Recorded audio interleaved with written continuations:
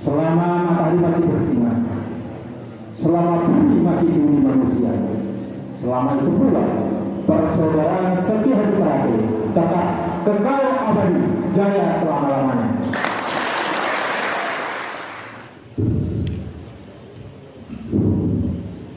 Assalamualaikum warahmatullahi wabarakatuh.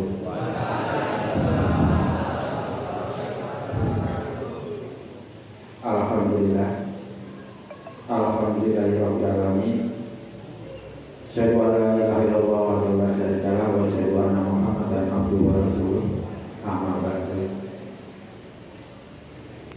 Yang saya hormati Bapak Kiai Basri SAD MSc, yang saya hormati Bapak Kepala Desa Diwomulyo Bapak Sumarno, yang saya hormati Bapak Babin Kamtibmas Bang Roy, yang saya hormati jamaah sholawat Nurul Qalbi Jalan Cinta Manis Desa Diwomulyo, seterusnya perobatan warga dan calon warga setia literate yang hadir pada malam hari ini, yang saya cintai dan saya banggakan. Pertama-tama mari kita dudukkan kepala sejenak seraya memanjatkan puji syukur. Alhamdulillah kehadirat Allah SWT atas limpah rahmatnya kepada kita semua, sehingga malam hari ini kita diberi kesempatan berkumpul bersama di padepokan ini dalam acara halal bihalal dan temu kadang persaudaraan sejahtera di kawan tembur. Mudah-mudahan acara ini bisa berjalan tanpa ada halangan suatu apapun sampai paripurna nanti. Amin, amin ya rabbal alamin. Hadirin yang saya hormati, mengawali sambutan saya ini, pertama tentunya saya ucapkan selamat datang kepada Pak Kiai yang tadi cerita mungkin baru masuk kepada padepokan kita pertama kali ini, dan sebenarnya Pak Kiai ini juga teman lama saya ketika masih sama-sama mengabdi di pendidikan agama. Tentunya yang utama pada kesempatan ini juga saya mengucapkan minal aidin wal faizin, mohon maaf lahir batin, teriring doa mudah-mudahan Gusti Allah memberikan ampunan atas semua dosa-dosa kita dan menerima segala amal ibadah kita, seterusnya memasukkan kita pada golongan orang-orang muttaqin. Amin amin ya rabbal alamin. Hadirin yang saya hormati, mohon izin Bapak Kiai, Bapak Kepala Desa, sedikit perlu saya sampaikan di sini tentang Esatrati yang ada di cabang Kebu ini. Secara umum saat ini Esatrati sedang dalam usaha atau ramenya melakukan kegiatan, karena saat ini usia Esatrati menginjak pada usia 100 tahun atau 1 abad. Rangkaian kegiatan sudah dimulai dari awal tahun kemarin. Kemudian yang kita lakukan dalam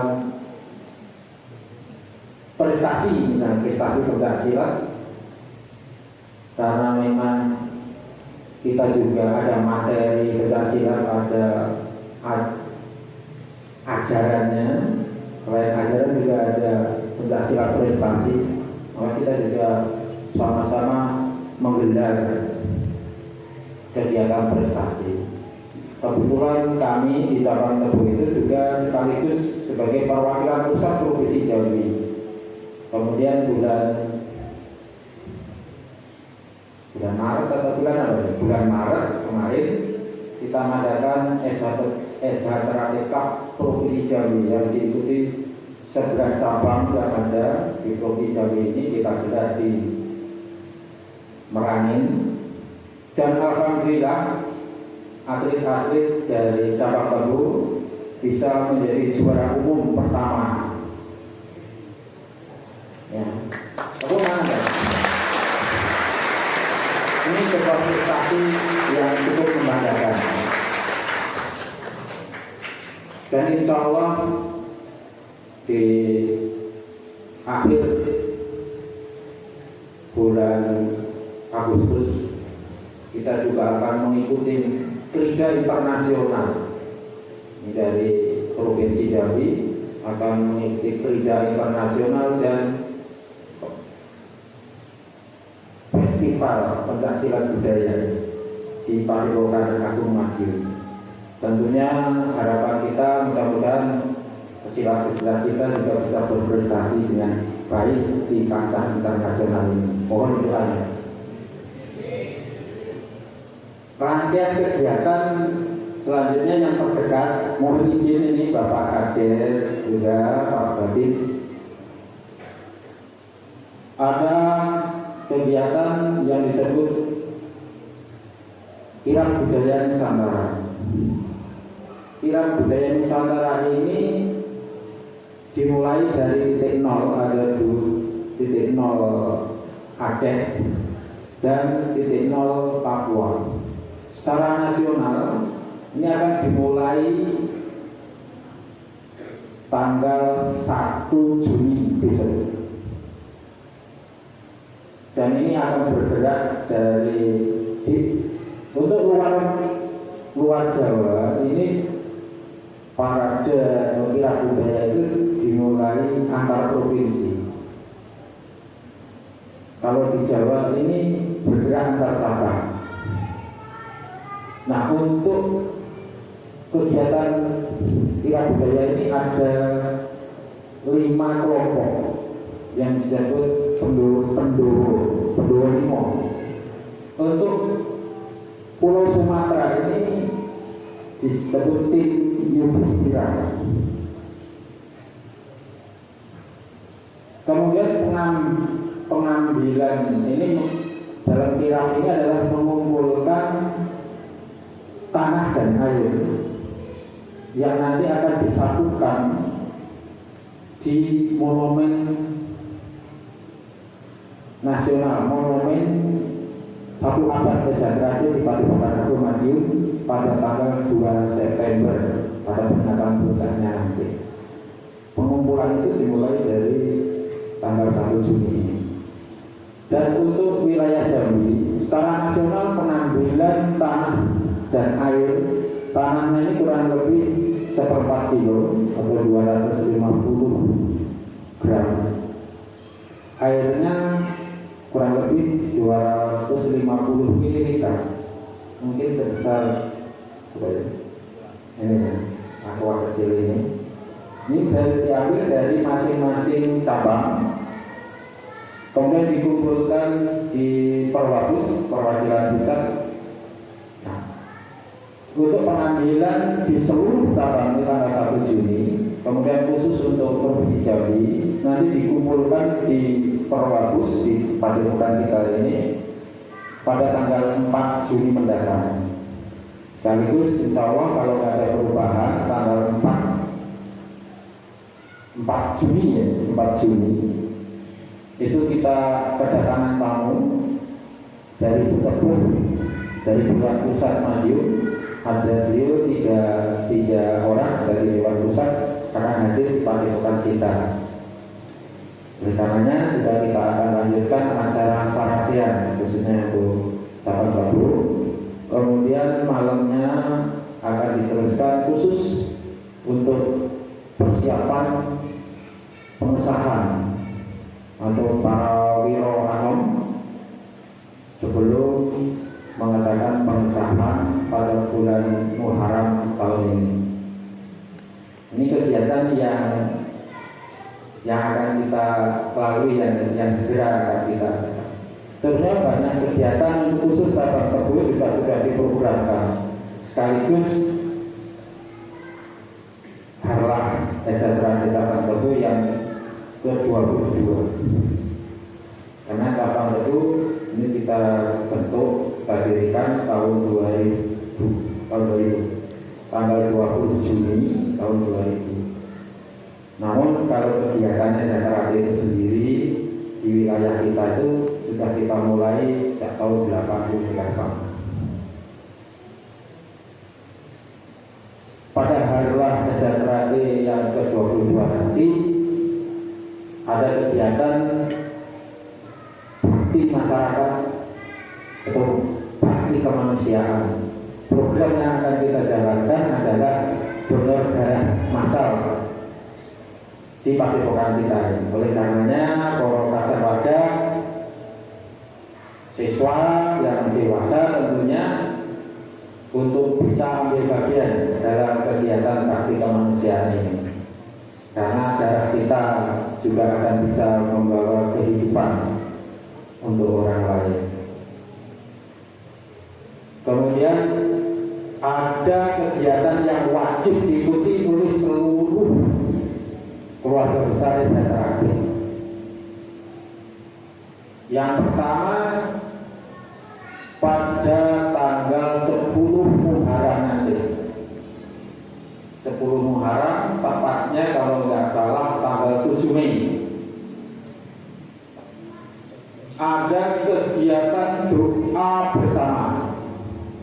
Ini wajib, ya, bukan hanya himbauan, tapi wajib diikuti oleh keluarga besar STRAD di seluruh cabang, ranting, rayon. Semua pengurus bisa mengondisikan. Kemudian kegiatan yang kedua yang juga menjadi diwajibkan untuk keluarga besar kita adalah ada kegiatan atraksi pencak silat kolosal pada puncak 1 abad nanti tanggal 2 September.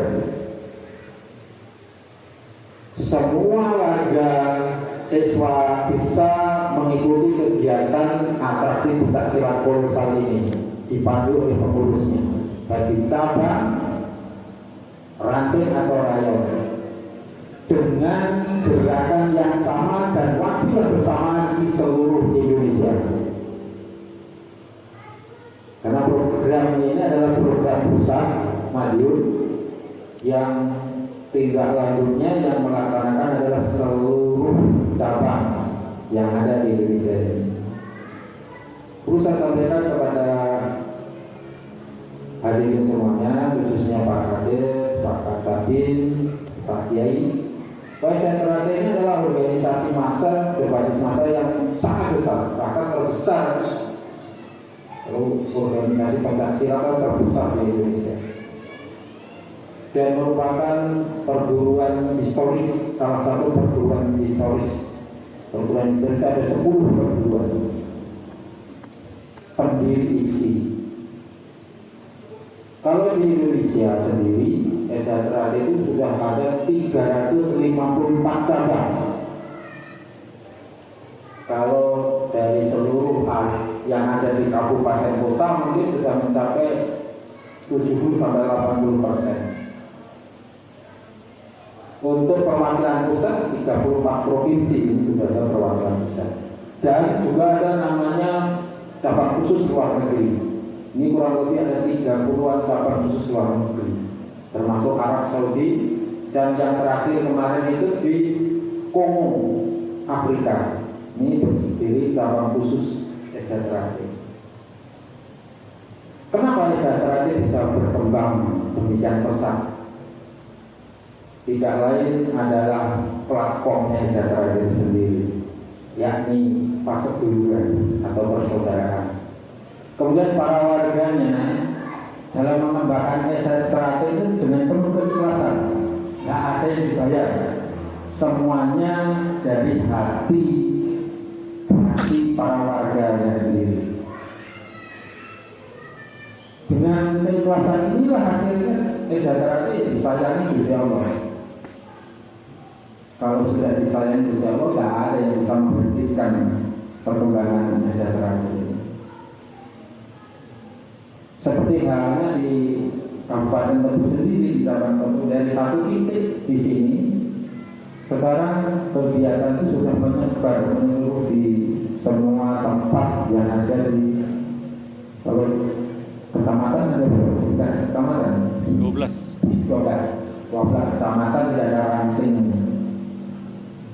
Di perbatasan kabupaten itu sudah ada kegiatan. Nanti Pak Bakri kalau main ke Bukit 30 akan bertemu orang sejahtera juga di sana. Berkembang besar. Jadi pasar gururan ini yang pertama. Pasar gururan yang saling menyintai, saling menghormati, dan saling bertanggung jawab. Ada orang-orang sepuh kita itu mengibaratkan pasar gururan sejahtera itu adalah sedulur tunggal banyu. Kita tahu air itu kalau dipisahkan dia tidak akan bisa. Paling sebentar dia akan menyatu kembali. Itulah persaudaraan sejahtera. Ditepuk airnya, dia akan terasa semua bagian-bagian air itu. Makanya bisa kita lihat orang sejahtera itu kalau dijilid satu terasa semua, bergerak semuanya. Ini Pak Babi tahu ya. Jadi itu persaudaraan sejahtera itu memang seperti air, dijilid satu terasa semua. Ini persaudaraan sejahtera. Jadi platform sejahtera. Kalau tujuannya jelas, sejahtera itu tujuannya mendidik manusia berfungsi luhur, tahu benar dan salah. Hanya dilihat dari luarnya, latihannya pencak silat itu adalah bagian dari pelajaran. Ada 5 pelajaran sejahtera. Yang nomor 1 itu yang persaudaraan. Itu secara ilmu hidup. Karena kita sadar hidup itu tidak bisa sendiri. Hidup itu pasti bersama-sama. Untuk nyamannya ya bersaudara. Jadi sejahtera hadir itu mengajak bersaudara yang tidak mengenal membeda-bedakan latar belakangnya. Ukhuwahnya sejahtera adalah ukhuwah basyariah.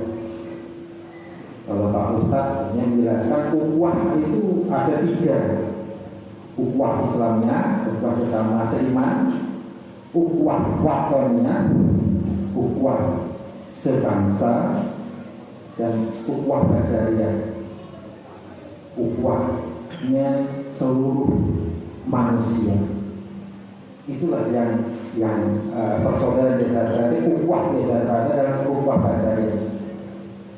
Terlepas dari kefanatikan sara dan juga terlepas dari hegemoni keduniaan seperti pangkat, derajat, status sosial. Kalau sudah masuk desa kreatif itu tidak dibeda-bedakan. Waktu pakai baju irengnya itu ya sama aja. Profesi itu tempatnya tertentu. Kalau sudah desa kreatif ya mengandalkan profesi ini. Profesi itu pada saat bekerja dan seterusnya. Yang ada hanyalah saudara muda, saudara tua, adik dan kakak atau mas, adik dan mbak dan seterusnya. Tapi tetap harus menghormati profesi masing-masing. Yang Pak Polisi ada desa kreatif itu komplit. Ada semua profesi ada. Tapi kalau sudah duduk bersama ya sama. Mas, nyaman saja karena kita memang dibentuk menjadi saudara. Nah, kalau pelajaran Pancasila itu kalau salah malah bela diri bela dirinya itu Pancasila karena leluhur kita bela dirinya itu Pancasila. Tujuannya apa? Ya agar mempunyai keyakinan pada dirinya sendiri, mempertebal keyakinan pada sendiri. Karena pada hakikatnya ilmu sejahtera itu sederhana apa dia? Sederhana banget. Mungkin kadang-kadang orang di luar sana salah mengerti. Ilmunya sejahtera itu hanyalah mengenal diri sendiri sedalam-dalamnya. Untuk apa? Ya agar tahu dirinya, tahu siapa sih kita ini. Kita ini adalah makhluk, tidak sekuantar. Tentunya punya kewajiban mutlak kepada Sang Khalik. Kepasrahan kita itu sudah jelas. Kita nyatakan kalau kita orang Islam paling tidak pada 5 waktu kita ucapkan inna sholati wa nusuki wa mahyaya wa mamati lillahi rabbil alamin. Itulah bentuk kepasrahan kita mutlak. Jelas sebagai hamba makhluk hanya kewajibannya hanya satu, menyembah kepada Gusti Allah Tuhan Yang Maha Esa. Kewajibannya itu. Ada bahasa, siapa yang mengenal dirinya, insya Allah akan mengenal Gustinya ada Tuhan. Mudah-mudahan orang sejahtera mampu mencapainya. Kok ada yang belajar aneh-aneh, nah itu sifat manusia lagi teman. Padahal ajarannya sederhana banget, hanya mengenal diri sendiri sedalam-dalamnya. Untuk apa? Yang tahu fungsi tugasnya di dunia apa? Yang melestarikan, membangun dunia ini agar tetap tentram, ayam semua membangun. Jadi sejahtera itu ditargetkan untuk membangun dunia ini, membangun bangun ini. Maka ada istilahnya memayu hayuring bangun. Jadi membuat baik dunia ini, bukan merusak. Ada ilmu-ilmu yang merusak alam. Ingat, makanya saya mengajak kepada para sedulur. Ada apa? Ada. Dulu kita itu belajar ilmu-ilmu yang pikirannya ilmu sejahtera, padahal tidak. Ilmu-ilmu tentang kekerasan, memecahkan benda-benda keras, itu nggak ada di sejahtera. Karena semua ilmu sejahtera ini tadi yang saya katakan mengenal diri sendiri dan membangun. Kalau ada yang berlatih memecahkan balok es atau memecahkan apa tadi, baja dan sebagainya, itu bukan ilmu sejahtera. Tetapi kenyataannya dulu kita ada yang belajar kayak itu. Coba, dan ada juga yang belajar itu. Oleh karenanya saya mengingatkan, itu ilmu yang merusak. Kalau orang leluhur kita itu ilmu sesenaran, ilmu ini betul yang merusak alam. Ingat, diri kita sendiri itu bagian dari alam itu. Kalau kita merusak alam, suatu saat diri kita sendiri dihentikan. Karena bukan ilmunya saja. Ya, kalau masih ada, kalau sudah terlanjur bagaimana? Ya sudah silatnya sejahtera itu. Silatnya ini kan ada unsur seninya, bisa kita nikmati bersama. Itu yang kita pelajari. Jadi ilmu-ilmu yang aneh-aneh, ya mohon nggak perlu diteruskan. Kalau ada saudara kita masih belajar itu diingatkan, karena suatu saat akan rusak. Karena kita ini bagian dari alam itu sendiri. Itu gambaran sedikit gambaran. Oleh karenanya sedikit saya perlu ingatkan kembali.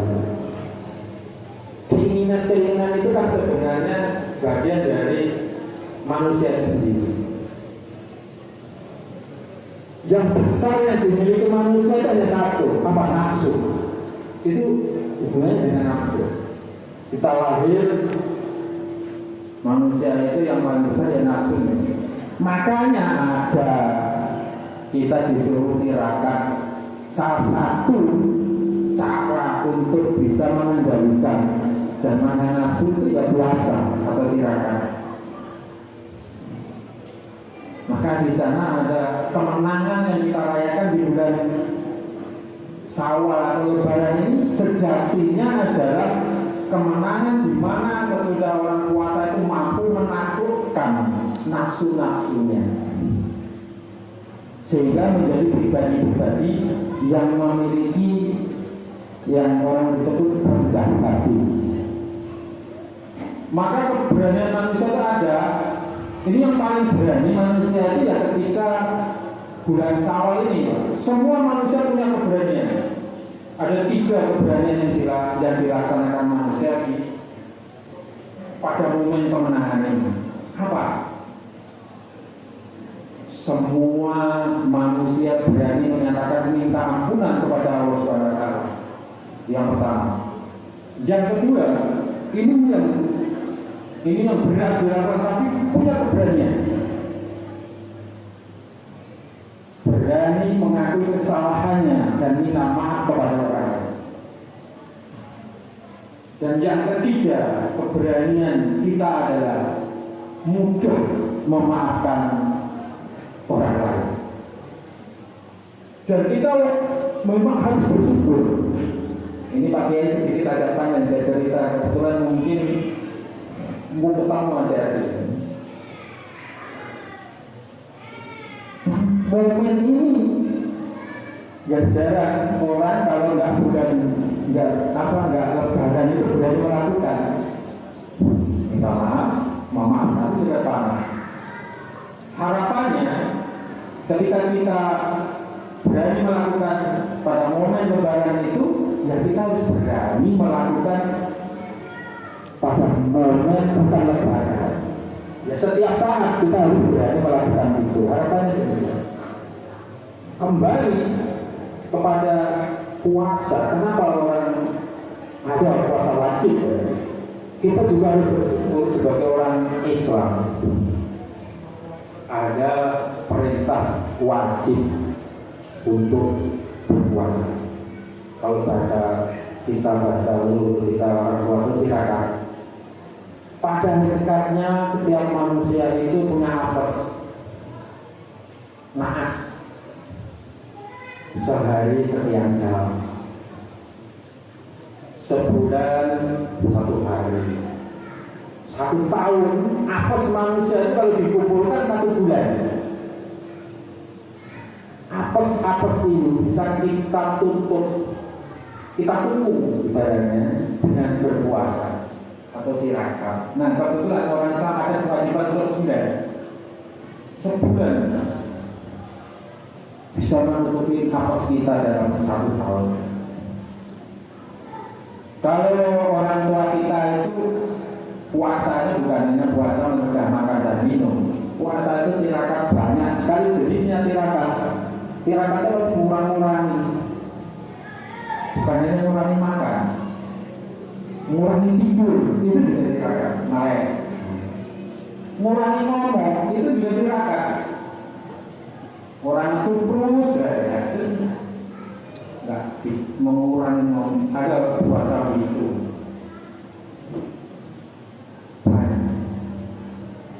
Puasa atau tirakat itu kan membuat sakit yang kita buat sendiri. Tujuannya apa? Agar sakit atau naas yang sesungguhnya itu tidak kita terima, karena kita sudah melakukan sakit yang kita buat atau tirakat. Itu kalau orang-orang tua kita itu begitu. Nah, kalau kita menjalankan arahan atau ajaran orang-orang tua kita, insya Allah kita akan mendapatkan kenyamanan.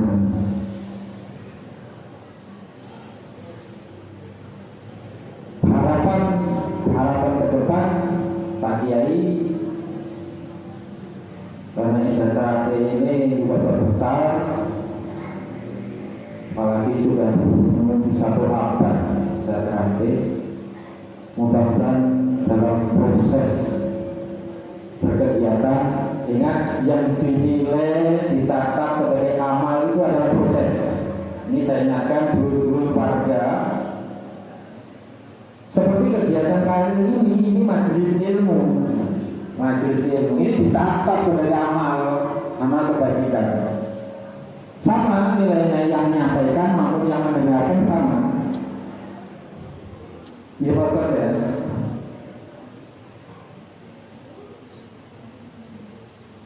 Proses latihan belajar itu juga sama dengan yang dicatat sebagai amal ibadah karena menuntut ilmu. Kalau sudah gak latihan, sudah jadi warga itu bonusnya saja. Disahkan jadi pendeta itu bonusnya dari berlatih. Kalau sudah jadi warga gak pernah lagi melakukan kegiatan-kegiatan yang gak tercatat amal ibadah. Yang dicatat sebagai amal ibadah ketika saudara sudah jadi warga dan aktif melakukan kegiatan-kegiatan. Sarasean, melatih, rajin, berkumpul mengadakan kegiatan-kegiatan bersama untuk kemajuan masyarakat, kemajuan organisasi. Ini yang akan dicatat sebagai amal ibadah kita. Kalau sudah jadi warga diam saja ya sudah selesai. Maka harus saling bertukar antar warga itu saling membangunkan. Yang tidur dibangunin, ayo aktif berkegiatan agar ilmu kita ini barokah, ilmunya menjadi diberkati. Ada ilmu yang tidak diberkati, ilmu yang tidak diberkati itu jelas tidak ada manfaatnya untuk orang lain. Tapi kalau diberkati maka ilmu yang kita miliki itu bisa bermanfaat untuk orang lain. Karena sebaik-baik manusia adalah yang bermanfaat bagi orang lain. Itu kalau nggak salah Pak Kiai ya. Jadikan diri kita selalu bermanfaat untuk orang lain. Lakukan terus hal-hal yang terbaik untuk diri kita dan masyarakat. Dan yang terpenting bagi kita, itu dididik untuk jadi orang yang suka berderma, bersedekah. Kenapa? Karena ternyata amalan yang paling disukai Gusti Allah itu adalah sedekah. Betul Pak ya? Sedekah. Sedekah itu bukan harus harta, bukan. Bisa juga keringat kita, bekerja sama, bergotong royong, itu juga sedekah. Memberikan pandangan-pandangan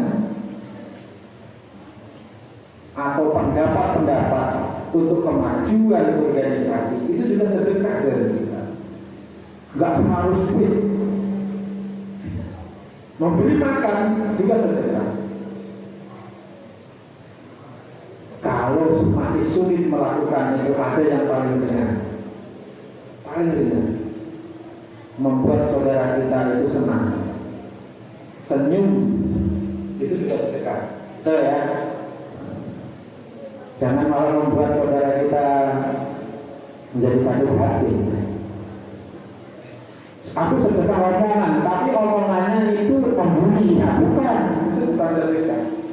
Kalau membuli itu namanya apa? Apa ya? Menyakiti itu apa? Bukan sedekah. Karena yang sedekah itu yang menyenangkan. Misalkan kehadiran kita itu selalu menyenangkan orang banyak. Karena yang disebut kategori orang baik. Nah ini wajib hukumnya oleh sejahtera itu jadi orang baik. Orang baik itu yang bagaimana? Orang yang segala yang keluar dari dalam dirinya itu membahagiakan orang lain. Ucapannya, tindakannya mengakibatkan orang lain bahagia. Jangan malah sebaliknya. Apa yang kita lakukan orang lain menderita, itu bukan orang baik. Tapi ya nggak apa-apa. Boleh kita jadi orang nggak baik juga boleh. Boleh Pak, ya. Boleh. Karena hidup itu pilihan. Tetap selalu dua. Nggak ada yang baik kalau nggak ada yang jelek. Karena perbandingan gitu. Nanti kalau baik sama Pak Kiai juga nggak laku. kan gitu. Pak Kiai juga ada yang pengen berbagi sama apa. Jadi jangan kaget. Orang sejahtera itu dijujur hal baik. Adakah yang jahat? Ada, selalu ada. Karena manusia itu selalu punya potensi untuk jahat. Kalau semuanya baik, Pak Polisi nggak kerja juga. Nah, gitu. Jadi semuanya ada fungsinya. Semuanya tidak dilihat. Kalau kita ingin pulang ke rumah kita yang sesungguhnya, jadilah orang baik. Rumah kita yang sesungguhnya itu bukan di dunia ini. Dunia ini sementara, tempat ujian. Kalau nggak salah begitu ya, tempat ujian. Karena hakikatnya manusia di dunia ini yang menjalankan hukuman. Kalau kita ini keturunan Adam di dunia ini kan juga menjalankan hukuman. Kewajiban menjalankan hukuman ya manut, taat. Seperti dari awal tadi tujuan kita paling ujung sejahtera itu yang menjadi orang muttaqi, orang yang taat, orang-orang yang disayangi Gusti Allah, orang yang mempunyai derajat yang paling tinggi di sisi Allah, sehingga bisa pulang ke rumah kita yang sesungguhnya, yang surga Allah Subhanahu wa Ta'ala. Tapi kalau nggak mau pulang ke rumah yang sesungguhnya, juga nggak perlu khawatir, karena di sebelahnya juga disiapin rumah. Ada lagi rumah. Selain surga kan ada rumah lagi. Kalau kita mau ke sana boleh saja, tidak ada yang larang. Itu kira-kira. Jadi harapan kita semuanya tentu dari proses belajar ini, wong sejahtera diwajibkan terus belajar, berlatih belajar. Para pelatih, para pengurus setiap saat sudah berpuasa, sudah tirakat. Kenapa? Tirakat itu yang berusaha jadi orang baik. Anda pelatih, tentu Anda juga menahan diri dalam melakukan hal-hal yang tidak baik. Karena apapun yang saudara lakukan akan dilihat oleh adik-adiknya. Maka menahan hal-hal yang buruk itu juga bagian dari puasa atau tirakat. Jadi tirakat atau puasa bukan hanya mencegah makan dan minum, tetapi juga tirakat batinnya, menahan nafsu. Ini adalah juga puasa. Baik saudara-saudaraku, waktu sudah lama. Ini pesan saya, jangan berhenti untuk jadi orang baik.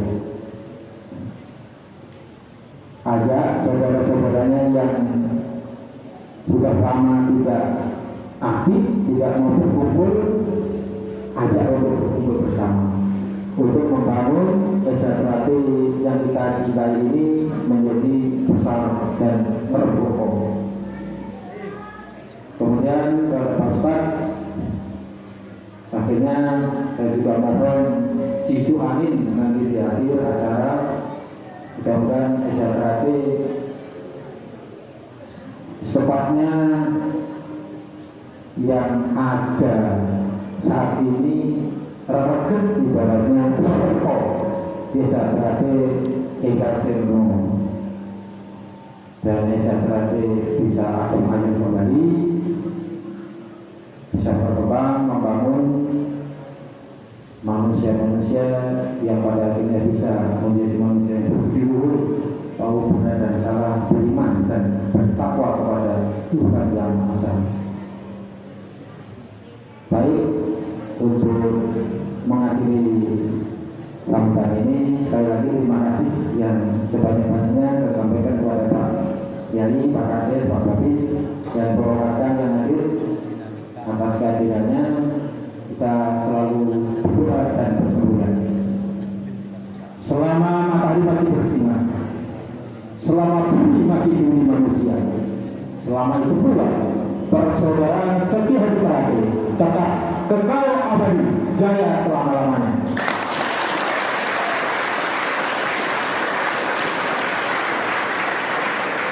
Terima kasih. Assalamualaikum warahmatullahi wabarakatuh.